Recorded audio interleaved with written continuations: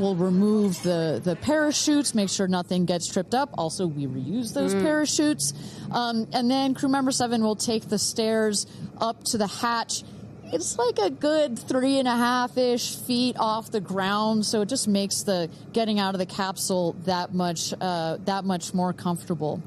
Crew member 7, last but not least, crew member 7 will open the hatch, and we'll get to see one by one as these lady astronauts now exit the capsule. And a lot of people are probably familiar with seeing, NASA astronauts or Russian cosmonauts emerge from a spacecraft after a long-duration flight on stretchers or, glorified. They need some assistance because they've been exposed to zero-G for so long. Not these astronauts. They're not going to need any assistance. That's one of the beauties of a suborbital spaceflight. You feel great. You don't have to deal with space sickness, right? Exactly. And that's, to that point, this flight, because you're basically going straight up and then over the Kármán line and straight back down, some astronauts, I think you mentioned your mother may have experienced a little sickness up there. You don't in this one because it's just once up and once down. And you get that nice zero-G floating sensation and you buckle back in. You don't have it's not as extreme. So do you have an astronaut that you're looking forward to hearing from the most? It's really hard to pick. Yeah. I have to say I'm a huge Katy Perry fan, so I'd love to see what her feelings are. Also, as a mother, our kids are close in age. What does that feel when you have young children? You saw her get so emotional in her pre-flight interview. Is she still is that still the weighing emotion, or is she still just oh my God, I saw the stars, I saw the curvature of the Earth? What's going to come out of her mouth, but really her heart? And is that Jeff Bezos out there right by the capsule? Kind of hard to see. That is correct. That is Jeff Bezos, our founder, on the left, as well as Sarah Knights, our crew member 7. And I just want to thank our viewers for joining us. NS-31, New Shepard's 31st mission to space, our 11th human space flight. From all parts of this flight, for the booster, for the capsule, for our astronauts, a completely successful flight, one of the smoothest flights we've had so far. And we're now just awaiting the opening of the hatch so we can get some views from our 6 new astronauts. Phelps. And I would imagine Lauren Sanchez in seat 1 will be coming out first. That is correct. They'll go. She's in seat 1, which is next to the left, the left window there. She will go first. And then last in number 6 is Carrie Ann. That is the window on the right. Side canyon.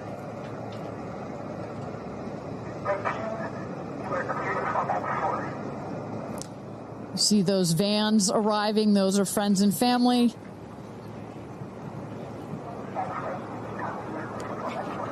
And that's Carrie Ann looking out the window, in the window to the right there. Lauren Sanchez on the left. And you really get a sense for just how big these windows are. I mean, when you're inside this capsule, it's almost as though you're getting a full 360 panoramic view. One of the cool features of this capsule, the largest windows of any spacecraft. So over a third of the surface area of this craft is windows. And that's on purpose. There were many meetings with our founder, Jeff Bezos, where our engineers brought him some windows. He said, nope, make them bigger. They come back. Nope, that's nice, but make them bigger. And what you get here, why is that so important? So many of our astronauts have said, when I got on my seat, I looked at outside my window, and I turned around, and I looked at the other 5 windows, and my brain created a panoramic view, a panoramic photo of it, because so much of the capsule is windows, and it makes for just an incredible experience. Sarah. Good? Okay, here we go. Yeah. Here goes Jeff Bezos to open the hatch. She didn't really close it again. Come on out, guys. Yeah, of course.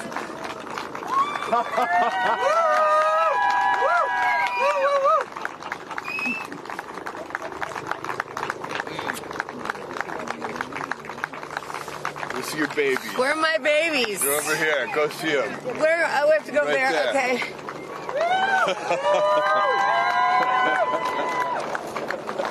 Katie! Woo!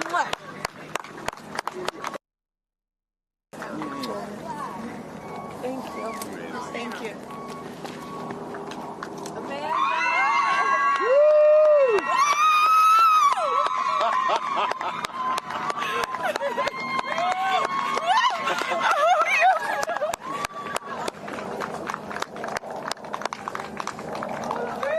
Aisha! Woo! Oh my gosh.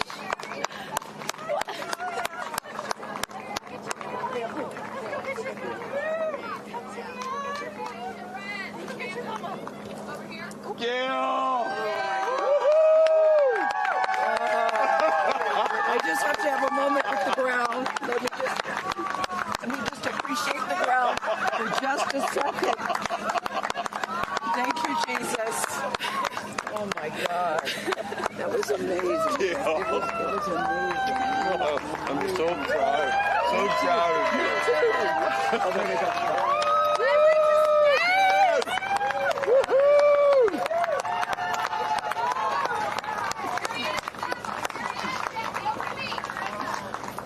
Amazing.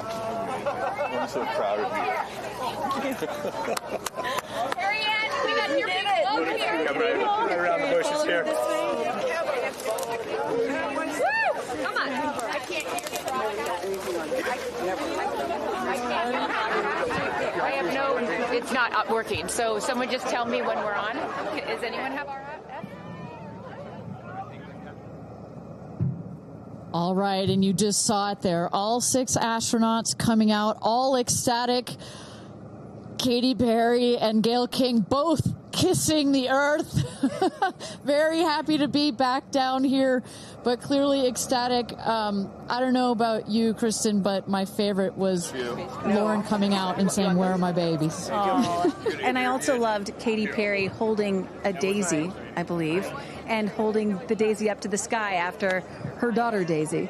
Sweet moment. With that, let's turn it over to Krista Thompson standing by outside the capsule. I don't really have words for it. Oh my God, Lauren, I want to cry just seeing you. I'm so proud of this crew. Like, I mean, Gail, we were just talking in the capsule, doesn't even have ear piercings. She's so afraid to do anything. And she got in that capsule, and I think, like, it profoundly changed her. I mean, for me, I can't put it into words, but, like, I looked out the window, and we got to see the moon. And it was pink. Was it pink? Full moon. It wasn't pink, but it was almost full. And Earth looked it was so quiet. It was just quiet. And Is it what you expected? No. Better. Yeah. I don't think you can describe it. Because, what I was saying, it was like quiet, but then also really alive. And you look at it and you're like, we're all in this together. Like, that's all I could think about is, like, we're so connected, more connected than you realize, because you just see right here, you see, like, states and all these things that, like, divide us, but we're not. And what is your emotion? What makes you emotional? Joy. Complete and utter joy and gratefulness. Like, it makes me want to come back and just hug everyone and be like, oh my God, we're in this together. Like, that's what this is. And Jeff had told you that it will change you more than you know, and I know you're only a few minutes removed from the capsule, but I can tell already. Emotional. Yeah. Oh. To be this I did. I'm like I don't cry that often. So I didn't expect to be this emotional, but it's also all the love that was in that capsule and all the heart and the feelings and all the things, and like seeing Jeff before I left, I just went you know. I had to come back. I mean, we're getting married. If I didn't come back, that would be a bummer for me. Only you, by the way, would say this to me. You said, Jeff, if you don't want to marry me, you don't have to send me to space. Don't have to send me to space. What an incredible experience for you. But the fact that when you're in there, we got to hear some of your audio, but give us some of those moments when you guys, just from the second you took off to the second you landed, describe, if you can, for us what we didn't get to hear.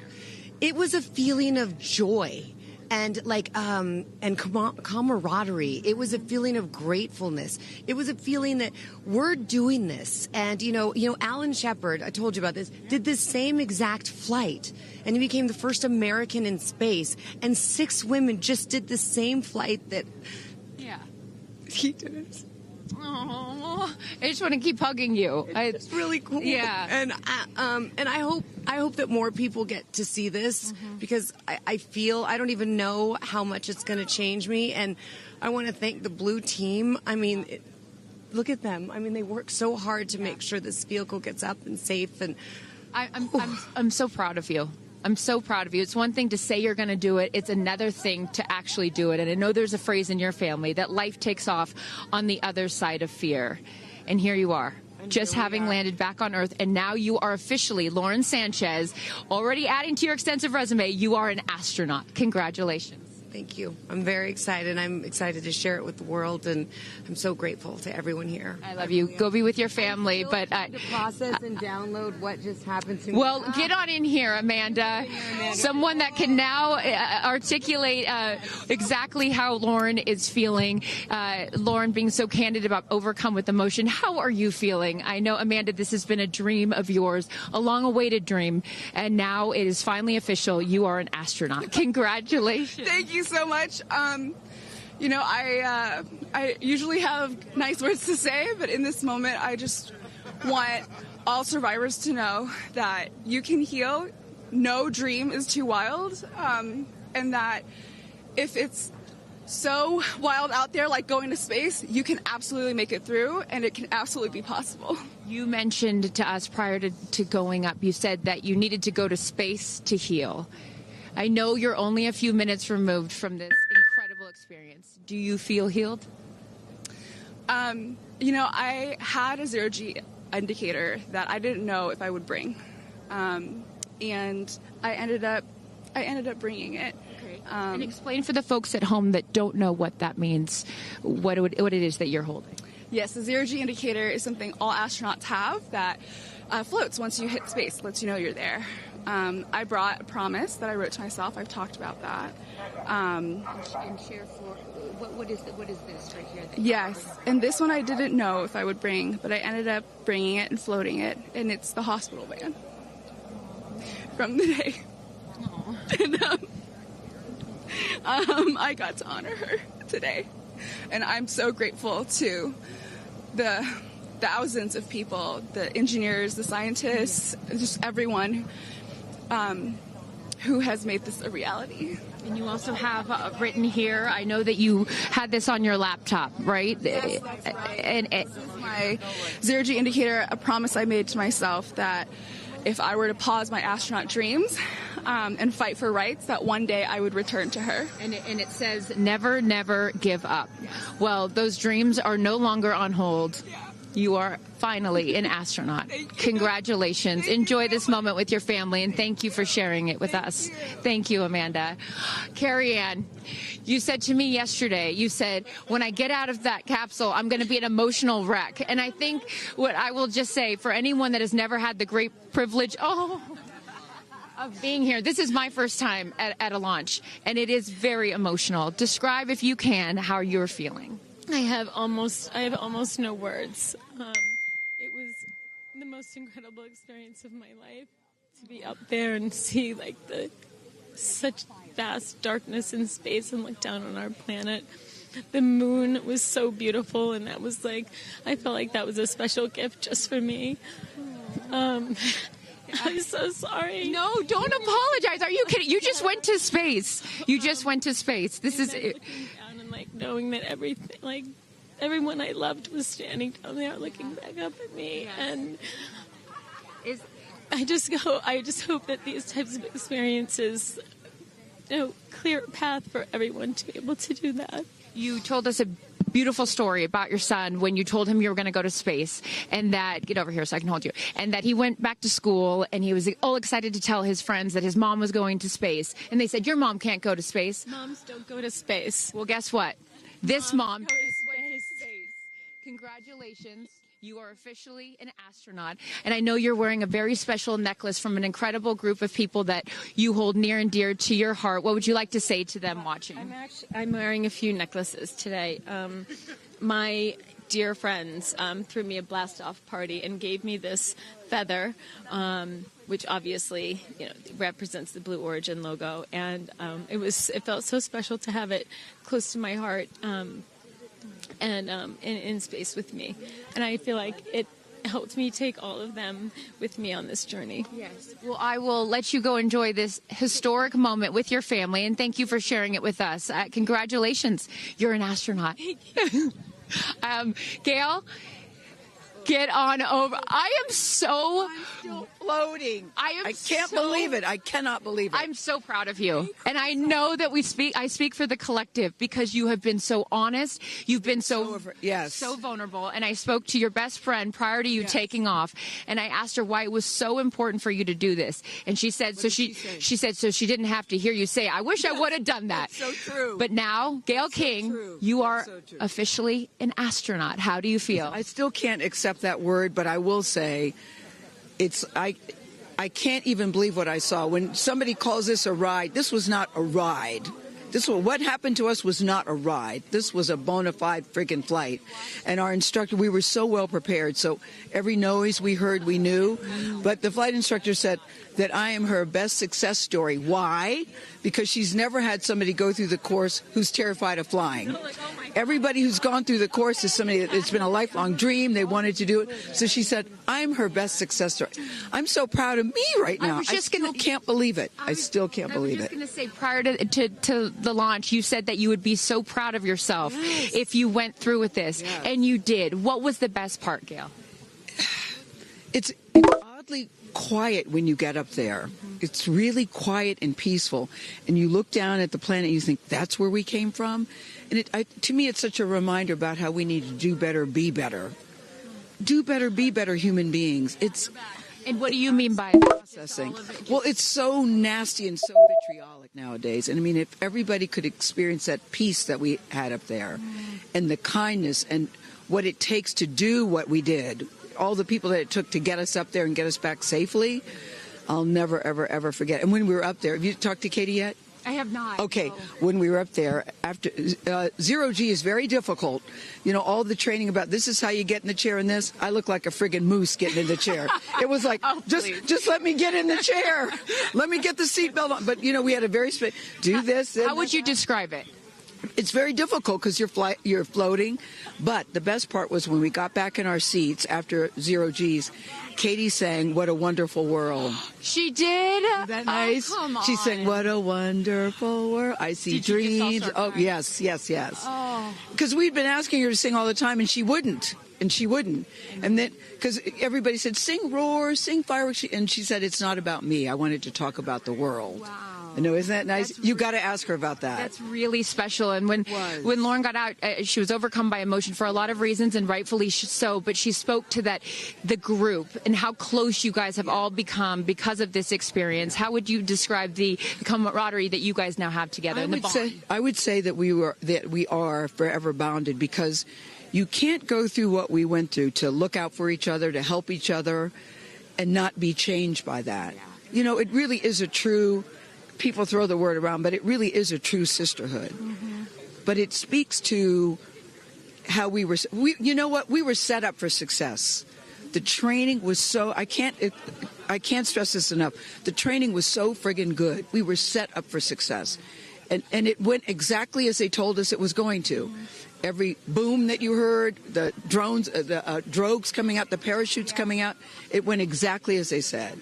Are you glad you did it? I am glad I did it. I am glad I did it. Yeah. I am very glad. I have no regrets about doing it. What would you say to people watching right now that are scared, that are fearful of anything? What would you say to them? Well, I just said I'm stepping way out of my comfort zone because this is so not like me. I said up there, I might now get my ears pierced. I've always been afraid. Which is great. I love that you've never had your ears pierced. No, even Hootie at the training center. You don't have your ears pierced? I go, because it hurts. Oh, my gosh. But I mean, for people that are afraid, Eleanor Roosevelt once said, courage is doing something that scares you, but you do it anyway. And I stepped out of my comfort zone in a way that I never thought was possible for me. Mm-hmm. And now that I've done it, I really do feel I can take on anything. Anything. Congratulations, Gayle King. You are an astronaut. Thank you, Chris. I am so excited for you. I'm so excited for you. And I'm going to go with you to get your ears pierced because I want to get another hole right here. Go enjoy this with your family. Thank you so, so much. Aisha, oh my goodness. Congratulations. Congratulations. You are officially an astronaut. How do you feel?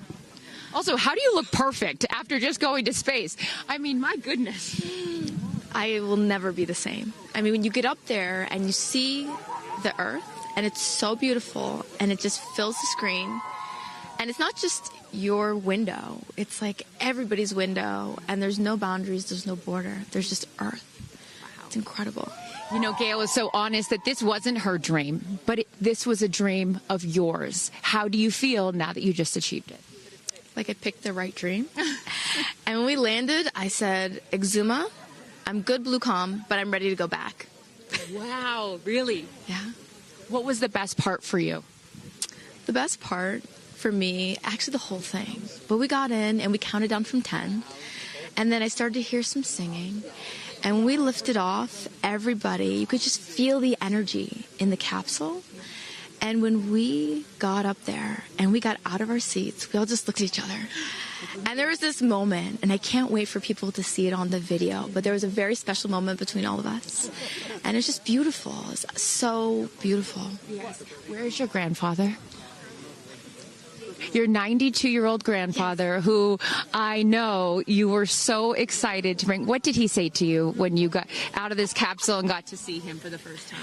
He said, I was really worried for you, but then Oprah squeezed me. Oprah has a way of making us all feel just a little bit more at home and a little bit calmer. I know your father is watching.